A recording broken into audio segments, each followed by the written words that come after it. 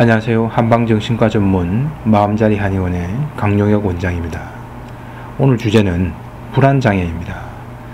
불안장애로 처음 내원한 환자분들은 대부분 원인을 잘 모르겠다거나 특별한 불안장애 요인이 없었다라고 말합니다. 또는 자신의 몸에서 불안장애 원인을 찾으려고 합니다. 즉, 잠을 며칠씩 못 자고 난 뒤 불안장애가 시작됐다면 그것이 불안장애의 원인이라고 여기는 시기죠.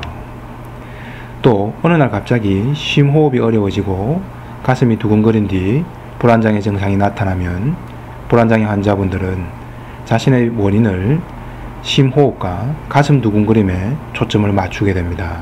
즉, 심장이나 폐에 무언가 이상이 있어서 자신에게 이런 증상이 나타난다라고 이해를 하는 거죠. 그러나 불안장애는 단순히 신체 증상이 심하게 나타난다고 해서 유발되는 질환이 아닙니다. 무의식에서 어떤 식으로든 불안 요인이 자극되었고 그것이 설령 남에게, 주변 사람에게는 아무런 혹은 큰 불안 요인이 아닐지라도 불안장애 환자 자신에게는 큰 불안으로 인식되어 버리기 때문에 불안장애 증상으로 이어진 것입니다. 불안장애는 어떠한 경우에도 애초에 촉발 원인은 심리적인 것에서 출발한다는 것이죠. 심리적인 것에서 출발해 불안에 대한 인지를 자신의 무의식에서 심하게 느끼게 되면 환자 자신은 의식하지도 못한 채 무의식에서 먼저 자기 자신을 보호해야 한다는 자동 반사적 반응에 따라서 신체화 반응이 일어나게 됩니다. 그 대표적인 것이 바로 호흡곤란이나 심장박동의 증가라고 할 수 있죠. 일련의 불안장애 증상 중 신체화 증상들은 모두 다 환자가 무의식적으로 인지한 불안 자극으로부터 환자 스스로가 자신을 보호하기 위한 보호장치라고 할 수 있습니다. 즉, 뭔가인지는 아직 정확하게 모르지만 막연한 불안 대상으로부터 자신을 보호하기 위해 신체적으로도 경계태세를 갖추는 것이죠. 이 과정에서 교감신경이 과도하게 활성화되고 또 교감신경의 자극을 받은 심장과 폐 등은 과도하게 항진 기능을 나타내면서 오히려 과호흡으로 인한 호흡곤란 등이 나타나게 되는 겁니다. 이 외에도 가슴이 답답한 증상이나 구역감, 두통, 어지럼증 등 다양한 신체 증상이 연계되어 나타날 수 있습니다. 이때 이 같은 불안장애 증상이 환자 스스로는 구체적으로 어떤 불안 요인에 의해서 도미노처럼 유발되는 현상인지를 잘 인지하지 못합니다. 그러다 보니 불안장애 환자는 당장 괴로운 신체 증상에만 의식을 집중하게 되고 그런 신체 증상 때문에 모든 괴로움이 유발되고 있는 것이라고 착각을 하기가 쉽다는 거죠. 불안장애로 내원한 한 40대 K씨의 예를 한번 들어보겠습니다. 그는 공무원인데 어느 날 직장에서 근무를 하다가 가슴이 답답해서 미칠 것 같은 느낌과 함께 도저히 이대로는 못 견딜 것 같은 불안감이 반복해서 들었다고 합니다.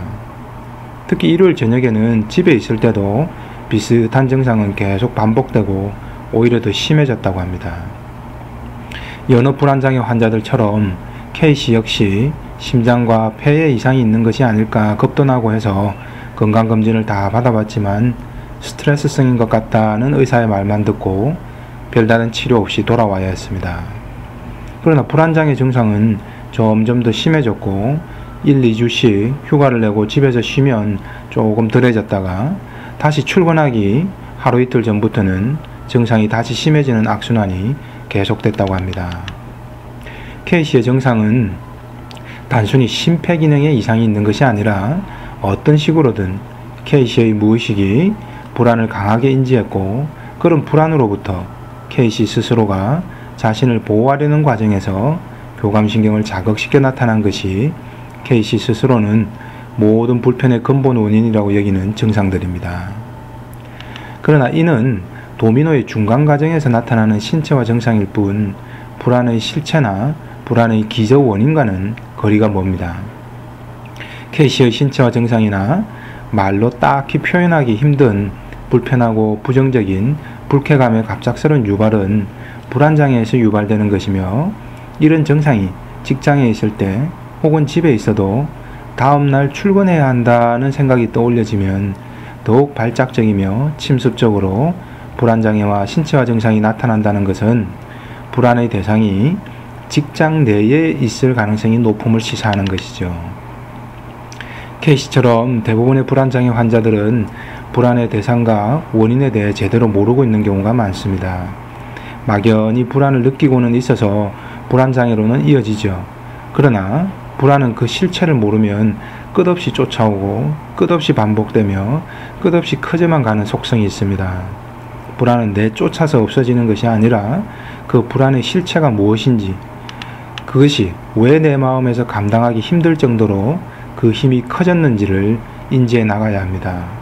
그러면 불안의 크기는 현저하게 줄어들고 불안장애 또한 빠르게 치유될 수 있습니다.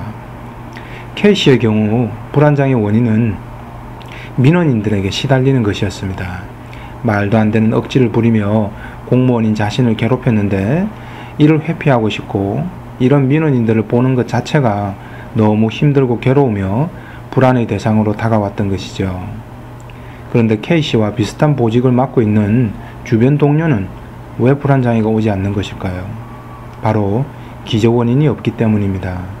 즉, K씨의 불안장애는 현재 직장에서 겪는 어려움이라는 단일 인자에 의해서만 촉발되는 것이 아니지요. K씨의 부모는 못 배운 사람들이었다고 합니다. K씨는 술을 먹고 행패를 부리던 아버지의 모습을 증오하면서 청소년기를 보냈고 아버지처럼은 살지 않겠다는 각오로 열심히 공부해서 공무원이 됐다고 합니다. 그런데 매일같이 마주치는 민원인들의 모습에서 그토록 피하고 싶었고 증오했던 아버지의 모습이 무의식적으로 동일시되면서 떠올려진 것이죠. 이처럼 불안장애는 단순히 신체 증상에만 집착하면 그 근본 원인을 인지하기가 어려워 치료가 더욱 힘들어집니다.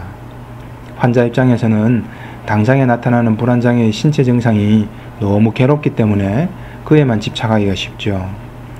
결국 치료자는 불안장애 환자의 이런 집착된 시선을 자신의 내면으로 향하게 만들어줘야 합니다. 그를 통해서 현재 자신의 삶에서 가장 고통스럽고 피하고 싶은 심리적 현실 속에서 1차적인 불안장애 원인을 찾아야 합니다. 아울러 이런 1차적인 불안장애 원인이 왜 유독 환자 자신에게는 큰 불안으로 다가오게 된 것인지를 불안장애 환자의 유소년기 시절의 심리적 상처와 불안 인지 방식에서 연관지어서 찾아야 합니다. 결국 불안장애는 환자가 치료자의 도움을 받아 정확한 개개인의 심리적 불안 대상을 구체화할 수 있느냐 여부에 따라서 치료 성패가 달려있는 것입니다. 불안장애를 공진단이나 보약이나 먹어서 좋아질 수 있다거나 불안장애를 그저 신경안정제만으로 해소할 수 있다는 것은 불안장애라는 병을 한참을 몰라도 모르고 하는 소리인 것도 이 같은 이유 때문이지요. 이상 한의사 강용혁이었습니다.